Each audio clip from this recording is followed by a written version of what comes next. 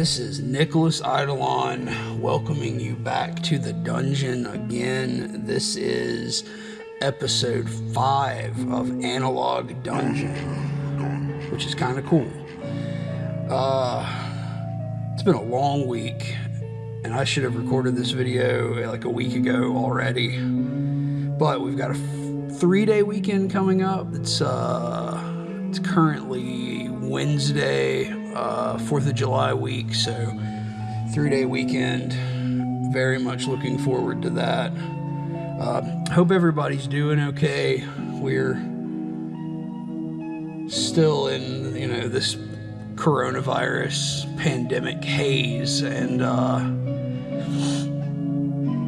I know recently a lot of states have started to reopen and then decided that was probably a bad idea and started to shut stuff down again.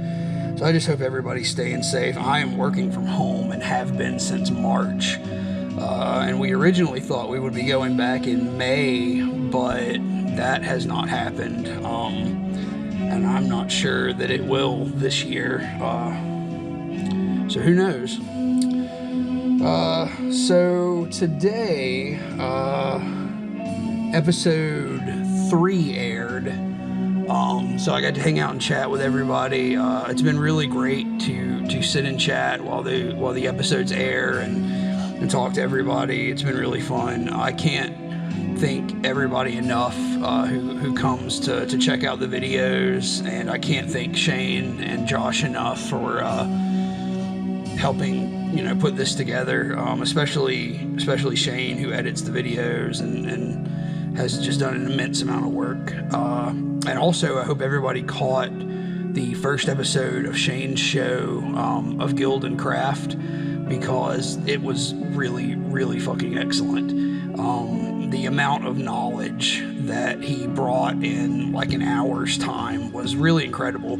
And, coming from somebody who does not make music at all, like I have no musical skill. I don't know how to play any kind of instrument, and I really don't know that much about music. I mean, you can probably tell from these videos, I can't really speak to how things are written or the musicality itself. I can just sort of talk about how they make me feel, which is really the point of this show. But I don't know too much about music. But yeah, what Shane put together of Guild and Craft was really impressive to me in terms of sort of helping me understand some of the concepts of putting songs together. And just how the different processes work together. And then he had Francis Roberts on to talk about songwriting, and he had Adam Matlock on to talk about musical theory. So just an immense amount of talent and skill sort of packed into just the first episode. So those are going to be really cool to watch going forward. So good for Shane for putting that together. Let's see. Before we get started with today's episode, I am going to show something that I guess is technically analog. It's print. So this is not really music related at all. Not that it has to be, but this is issue number 4 of a magazine called The Dark Corner that's published out of North Carolina, South Carolina, one of the Carolinas. Sorry. But this is a fiction magazine, horror, sci-fi, and weird fiction, as you can tell from the cover. I actually have my first piece of printed fiction in this issue, so that's a huge personal accomplishment for me. So I just wanted to take a second to talk about that and promote the magazine. And if you go to the Dark Corner's website, you can pick up this issue, which I think is still in physical print. If it's not, you can pick up a PDF copy. And you can also get back issues in PDF form. The work in this is really great. I mean, I've got a dumb horror story in it, but the other the other stories in this issue and in the previous issues are really impressive work. I'm a huge fan of speculative fiction, and it has been my goal for a very long time, since I was a small child, to see some of my own work in print, and I was super thrilled when a story got accepted in this magazine. So go check out The Dark Corner, because they're doing some really awesome stuff that I think a lot of Dungeon Synth and metal fans would really be into. So please go check that out. So right now in the background we are listening to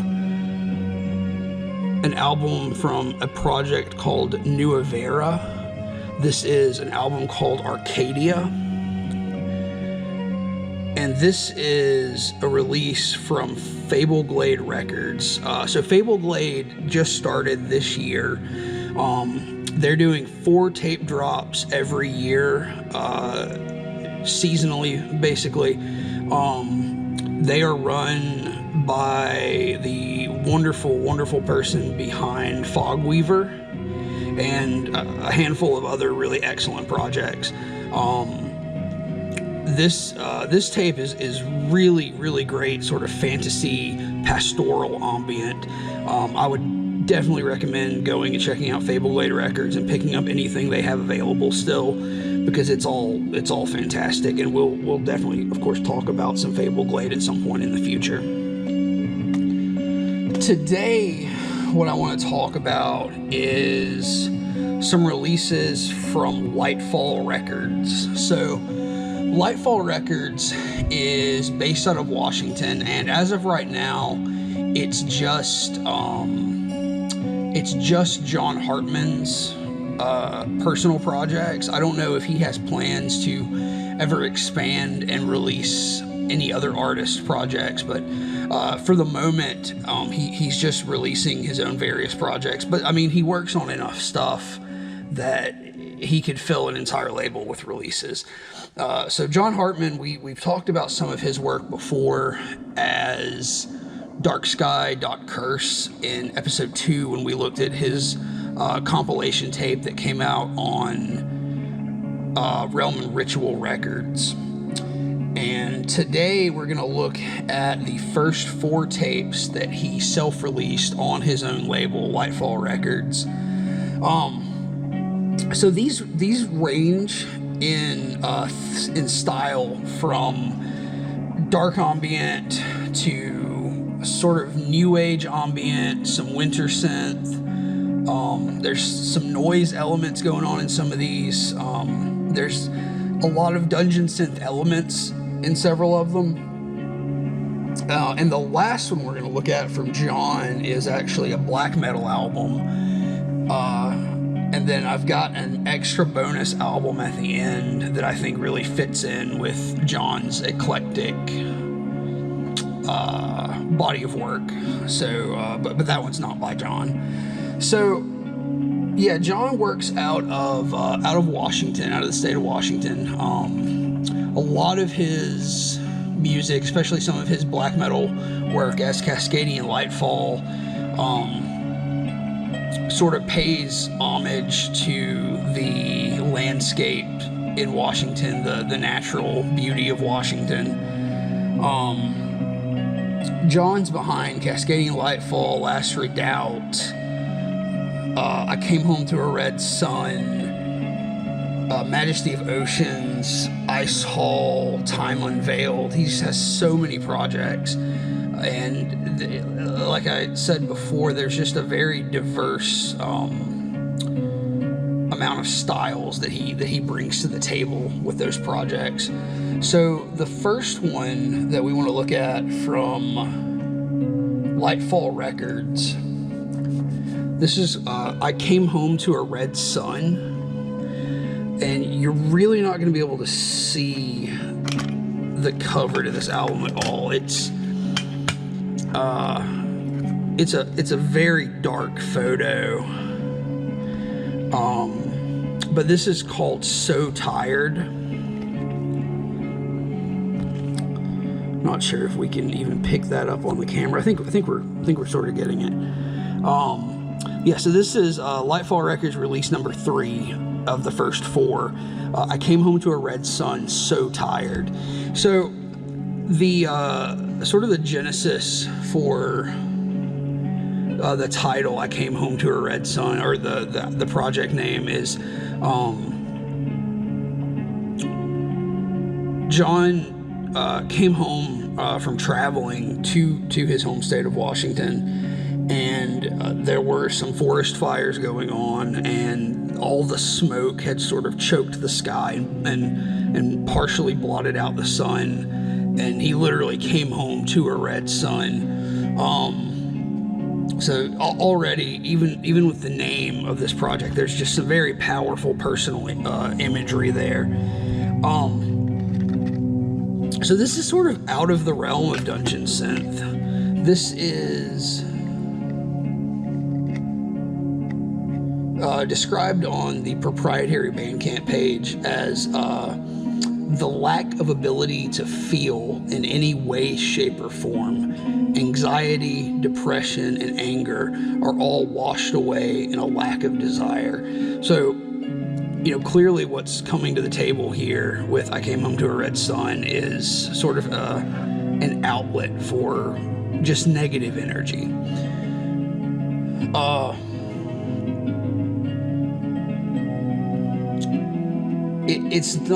It's not really like a lot of the rest of John's work. It's sort of abysmal. It's sort of unpleasant. There's a clear thread of frustration and anger in the tracks here.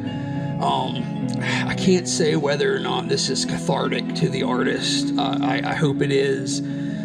Sometimes we sort of make things that are not nice like this, especially in music and in art, to sort of expel negativity, but sometimes that doesn't work.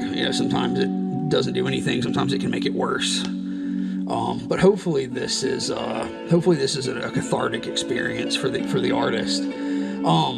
This is the second release from I Came Home to a Red Sun, and this one's about 25 minutes long. You can basically infer from these track titles what might have been the impetus for some of these compositions. So the first track is called The Words of Snakes. It's got this very ominous intro. It's sort of this sawtooth, jagged synth. And then underneath that, there is the actual audio from the Jonestown Massacre suicide speech. So we're not in a comfortable space here. This is not going to be an incredibly cheery experience listening to this record. We can already tell. But as a statement of intent, that first track can't get much clearer. Like we know what we're in for. Let's see. So track 2 is called They Destroyed Our Once Familiar Fields, so a new monstrosity could loom over us. This is almost like a doom track, almost like a doom metal track. You get these huge, monumental, distorted synths.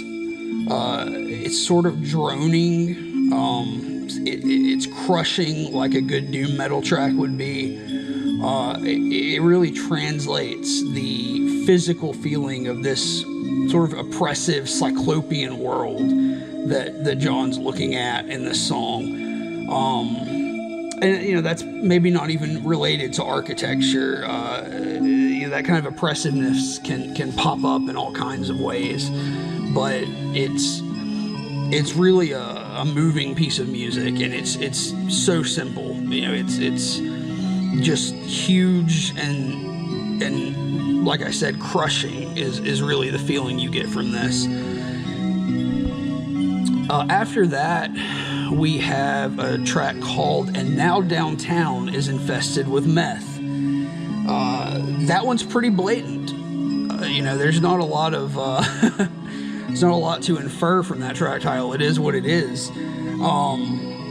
This is the ugliest track on the record. I'm not very well versed in the harsh noise genre, but to my ear, this is a very good example of that genre. There's just this layer of piercing, disgusting, static drone over the whole thing. But it's got this really nice funereal undercurrent, and I think that's where some of that dungeon synth, dark ambient flavor comes in to the mix on this one. And I think that's really the closest we get on this to that dungeon synth sound. So this could fall into that dungeon noise category if the rest of the album sounded that way. Track 4 probably has my favorite track title on this, probably one of my favorite track titles of all time. It's called Do You Even Hear Yourself, You Vain, Callous, Petulant Prick. I think we can all definitely relate to that idea of having to deal with these people who are just so, you can't even put into words sometimes the way they make you feel, and the gravity of the inhumanity you can experience when talking to folks like this is just astounding sometimes. And lately, I guess that's been a recurring topic. So this is a very timely track, if you understand me. So what's interesting here is your first thought on transferring that theme to music is probably something heavy and aggressive and violent. And I think that's what the title would suggest. But that's been done a lot. That's been done well. And this track, it's different. There's a sort of malaise to this track. It's kind of like a sickness and a sadness that this track's trying to convey. And I think that's speaking pretty powerfully to dealing with a callous, petulant prick. Because behind the anger that you feel, that guttural reaction you get, that just anger, there's just a sadness and an exhaustion to it. It's just utterly exhausting to deal with that kind of stuff. So this track really ties up the point of this album, the title being So Tired.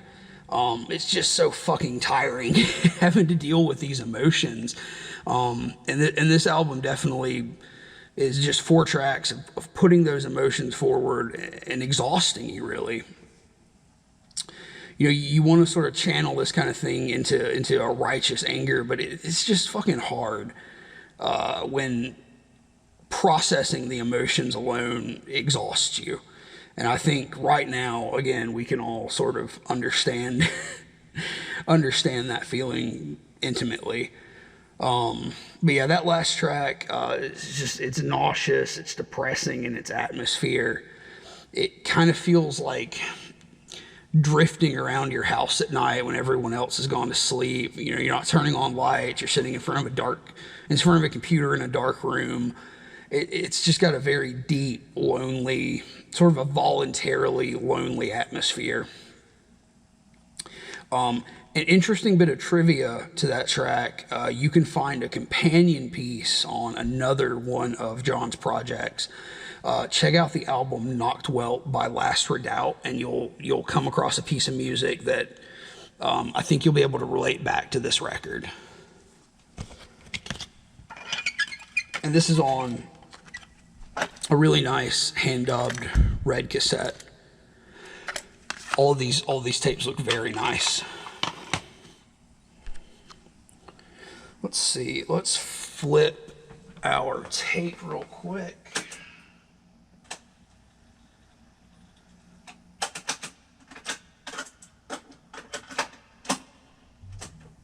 Tape is flipped. Let's hydrate. I have my boombox behind me, which I think some of you may have seen. I post pictures of bullshit all the time because it's social media and that's what you do. But I have this really cool red boombox. I also have a turntable back here now, so we might play some records on a couple of episodes. I've got to get some good speakers to put back here for the record player, though. Let's see. Next, we're going to talk about Majesty of Oceans. So, Majesty of Oceans, this is an album called Miracle Songs, and this is actually the first full length from Majesty of Oceans. There is an EP that came out before this. This is a Synth project, again in the vein of Pale or Serpent's Isle, something like that. This is really an ode to the oceans of the world, sort of the beauty of the oceans. It's just in complete reverence to the sea. That's sort of the whole point of this project. Let's get this cover out so we can see it. I really love the tape here because we've got this clear tape with this foil insert and just really beautifully pro-printed labels and everything. That's a beautiful tape. I think of the first 4 releases from Lightfall, this is the only one that was pro-dubbed. Let's see. So yeah, the cover to this is a wonderful piece of art by Sylvana Massa. You can see their art on a ton of Dungeon Synth releases, and I think probably some metal releases too, some logo design. They do incredible work. So this album starts with a song called Arya of the Deep, Arya of the Depths. That first track is over 11 minutes. It's just this chill, beautiful synth work. Very smooth, ornamented synth. It's got a lot of whale song and ocean ambience layered over it. There's a really cool balance here between the synth sounds and the sort of field sounds that are combined together on this record. When the music breaks or sort of recedes, sort of like an ocean tide receding, those wonderful natural sounds sort of rise up and take its place. So there's a sort of a give and take with the two walls of sound on this album. The whale song is just really impressive here, and it really ticks all the boxes for me. It's chill, it's meditative, it's relaxing. There's a lot of really cool new age vibes here. A lot of people may know that I've been trying to get into some new age stuff lately. You can check out my group Dolphin Synth Cult if you want to talk about new age music. We'd love to have you. I think John is in that group. And I'll probably talk about some new age tapes here at some point. But this is, it has a lot of that new age sensibility to it. So, anyway, back to really talking about this.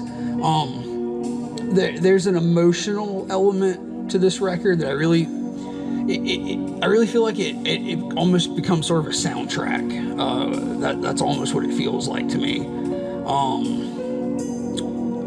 I think though it could also fit the dungeon synth vibe that you might want. So, if you're playing D&D, there's obviously a place for this with any kind of aquatic adventures you might be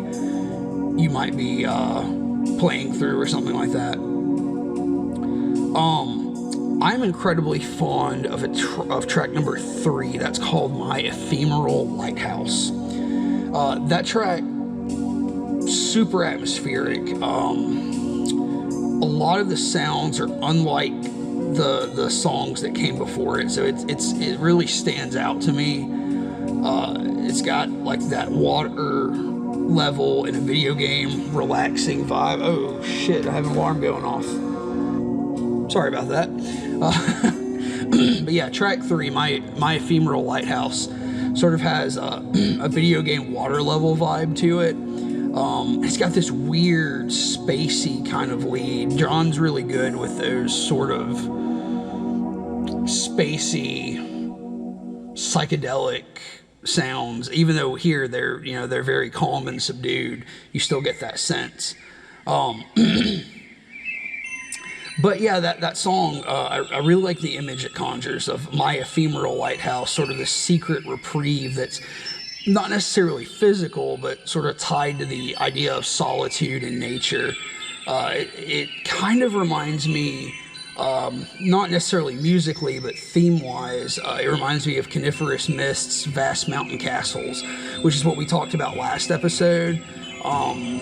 They're hugely different in tone and execution, but it's got that vibe of finding a solitude in nature. And that's really cool, and that's something that a lot of good dungeon synth can bring. All right, let's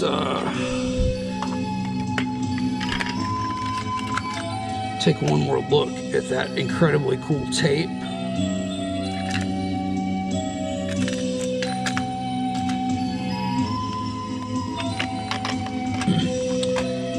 All right, next up, we're gonna look at Icehall.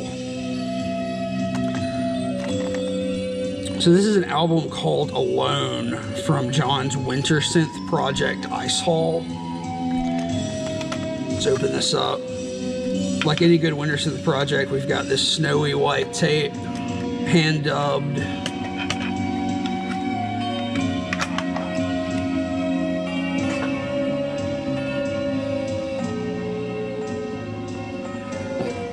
Turn that music down just a tad. I hope that's not been too loud.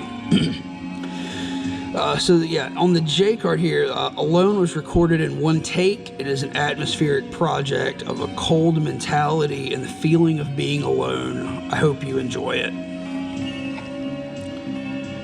And yeah, that's one track at 30 minutes and 43 seconds. And the program repeats on both sides. That's always a nice touch when you're able to hand dub something and put it on both sides. So, Icehall is John's winter synth project. Its name pays homage to Paysage de Hiver. There's a Paysage de Hiver song. I'm probably mispronouncing that artist's name, but I don't know how to say that, I guess. But yeah, they have a song called Icehall, so that's where the name of this project originates. So this is their third release, recorded in a single morning, released in August of 2019. It's one 30-minute track of just super minimal synth, which is usually the way I prefer my winter synth. You want simplicity there, you want minimalism. This is sort of just a soundscape. It's got all of these subtle shifts, like ice shifting, like snow shifting. It draws you into that cold, blank, snow-covered atmosphere. And there's sort of an underwater, trapped under ice, cracking ice sound that drones over everything here. It kind of reminds me of another really great ambient piece called Skeletal Memory by a project called Tyronean, which a lot of you may be familiar with. Sort of Dino-Synth before Dino-Synth was a thing. You can find that on Bandcamp. There has been no physical releases of that, but it's one of my favorite digital releases on Bandcamp. So, but anyway, on top of the drone, over the course of this 30-minute track, there's not a ton going on. There's sort of these sparse ringing bells. There's some flute tones. Just these crystalline sounds that sort of hover right on the edge between being very musical and just sort of being organic. Just sort of finding their way in and out of the track. About halfway through, around the 15-minute mark, the tone shifts. So at first we're sort of in this winter landscape full of wonder. And then it becomes a little foreboding. We get some darker atmospheres there, and then it kind of comes back again toward the end. So, you know, there just back to that subtly shifting soundscape that he builds here. You sort of get the good and the bad of this sort of monotonous, snowy landscape.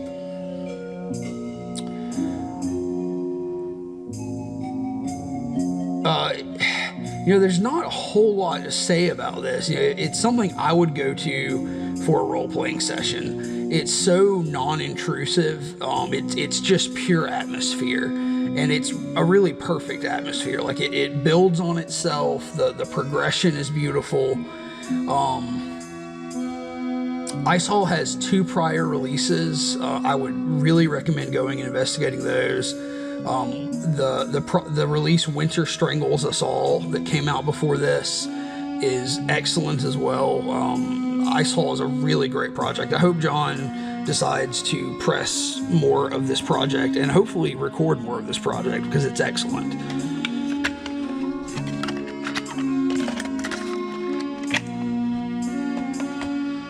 All right.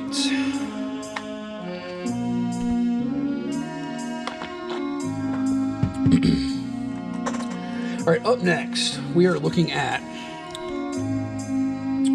a project called Time Unveiled. So this is the 4th of the original 4 releases from Lightfall Records. This is a project called Time Unveiled. This album is called Escapism.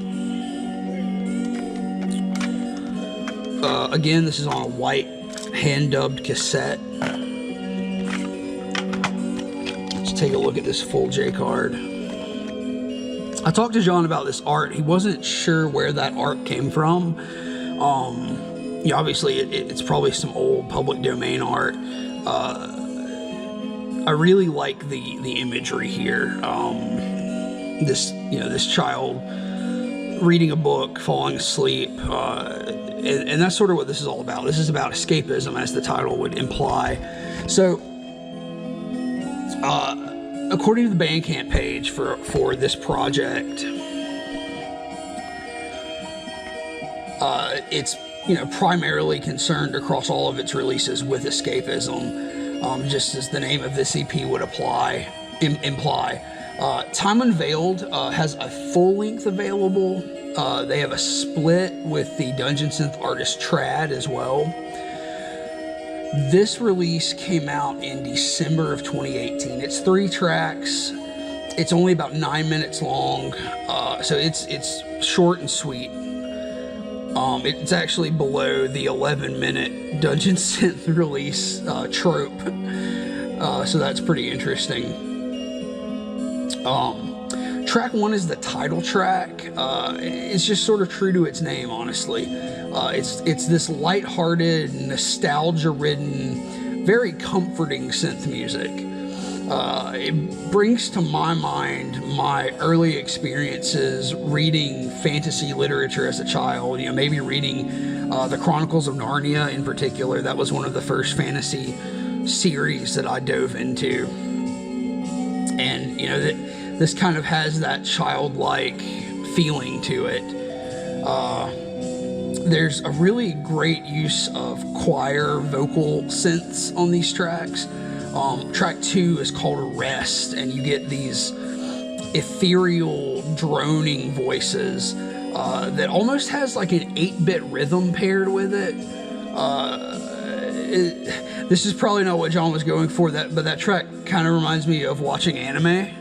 That's sort of the nostalgia that it brings to mind with the way the music plays with each other, the different elements of the music play with each other. I can't really explain why it brings that to my mind, but that's what it does for me. And then the last track, there's a really cool sort of energetic piano section that I would really recommend. So yeah, 9 minutes. Go listen to this. This is not gonna, you're not even gonna spend much of your time, and you're really gonna have a good experience here. It's fun. It's lighthearted. It's exactly what it says it is. It's really nice. So yeah, go check out Time Unveiled.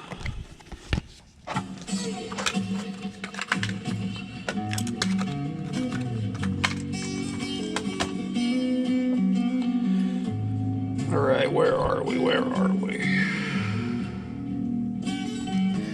All right, so this is not a Lightfall Records release. This was an earlier, still handmade release from John's project Cascadian Lightfall, and this is called Fires of Summer. So this one has some very nice printed tape labels, side A and B. Let's take a look at this. And these are actually numbered. This is run 1, number 7 of 10, if you can see that.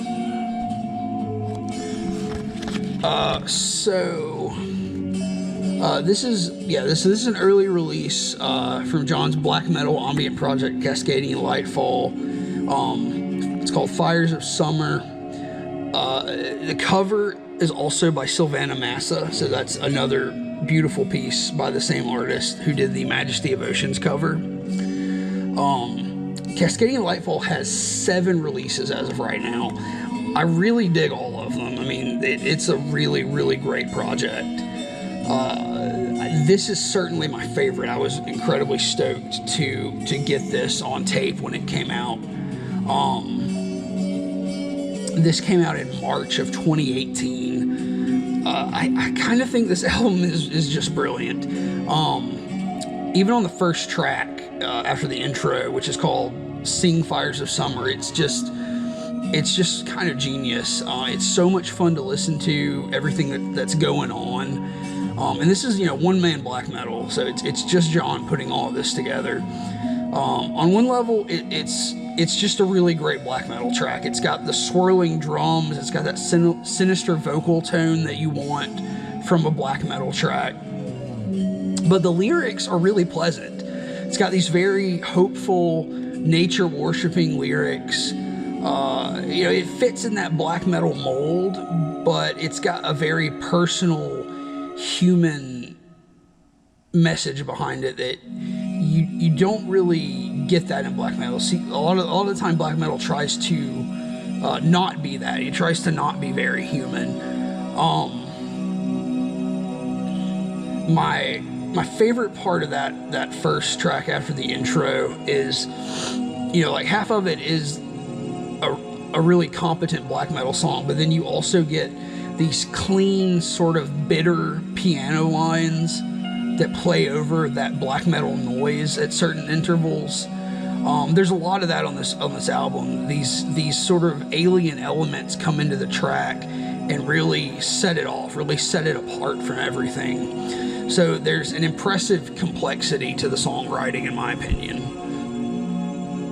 And it's not pure synth work. There's guitar, there's bass, programmed drums and synth, but he is playing guitar and bass on these tracks.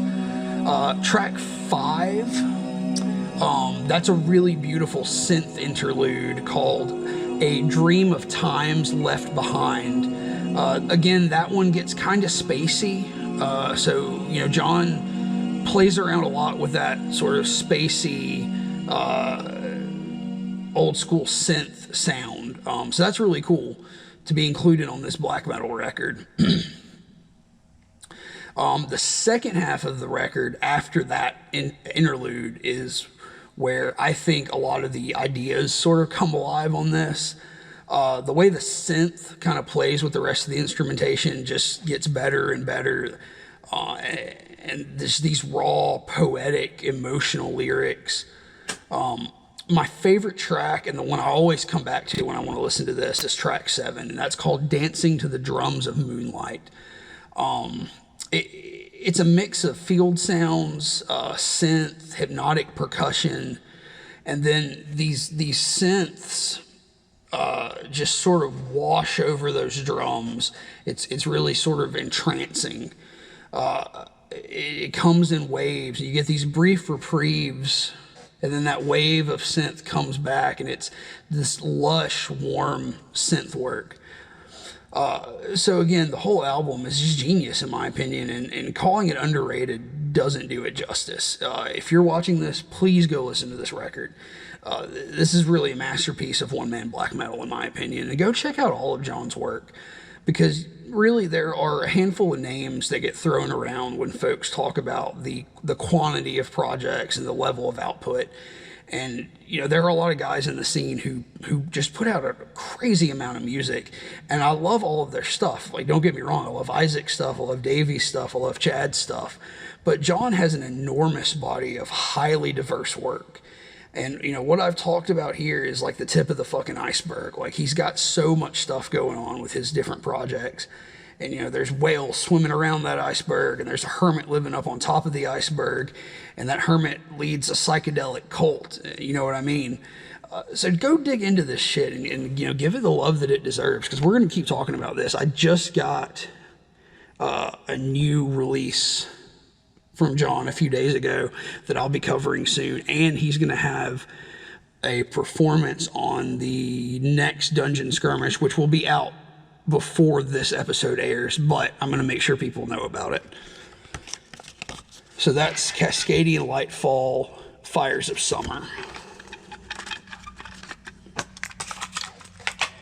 All right, we've got one more tape. Let's get some more music going in the background.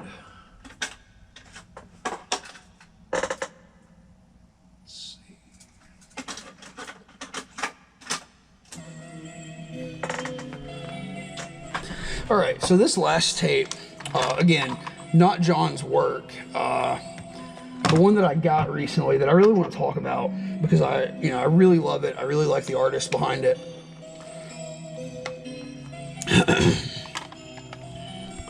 This is Jenn Taiga's album Plight.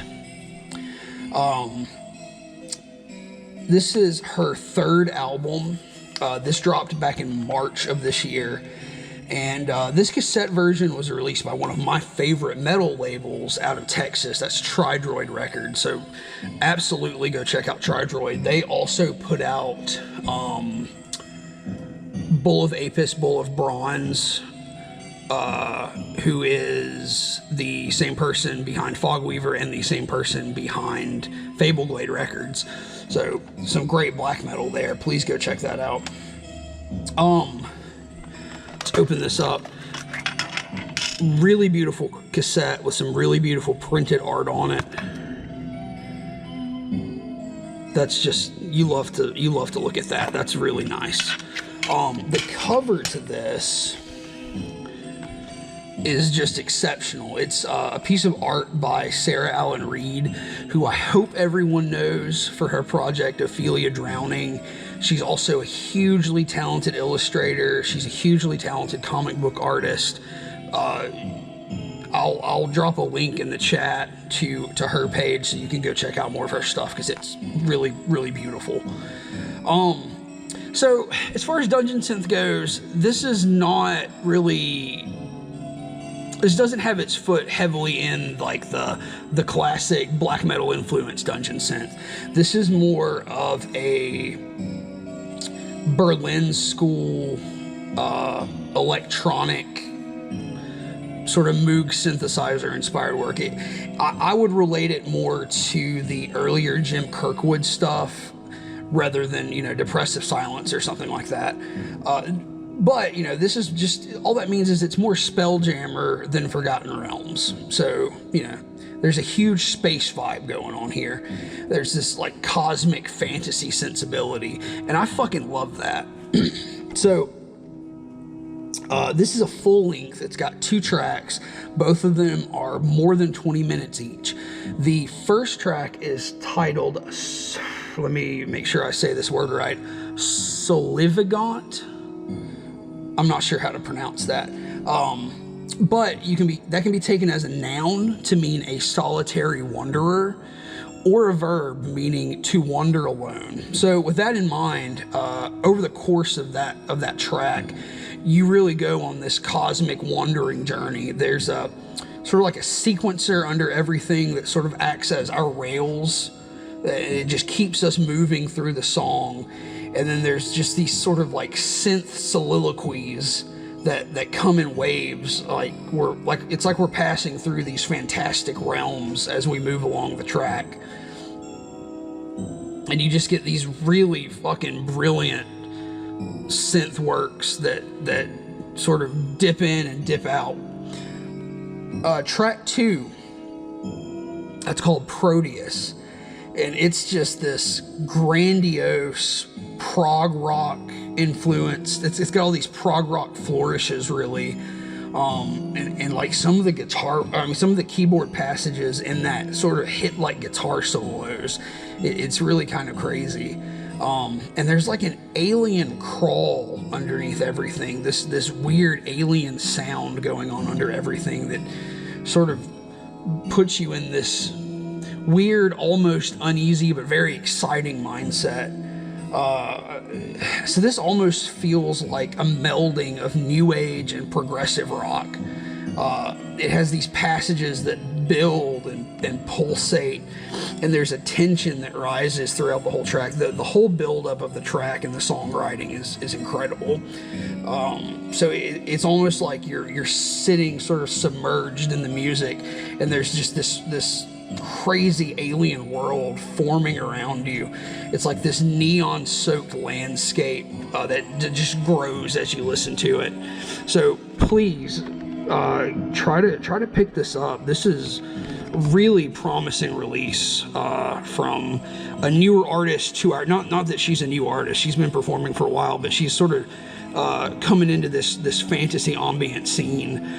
So I cannot wait to see what she's got next, and hopefully you got to catch her performance at the 2020 Northeast Dungeon Siege, because it was fucking fantastic. I can't sing those praises high enough. Jenn Taiga is fucking fantastic. Alright guys, so that's gonna be it for this episode of Analog Dungeon. I know we covered some stuff that really diverged from traditional dungeon synth on this episode. So don't worry, all you true cult bros. Next week we are going to look at some Saragost, some Obsidian Towers, and some Winter Blood. So it doesn't get more pure than that. But I like the entire scene. I like everything that's in the scene. Dungeon synth, fantasy ambient, dark ambient, everything related to it, I just really dig. We'll probably cover some comfy synth on here, so just be prepared. I mean, it's gonna happen. But for the time, remember, all cassettes are beautiful, and I am signing off for now. Thanks for coming to the dungeon with me.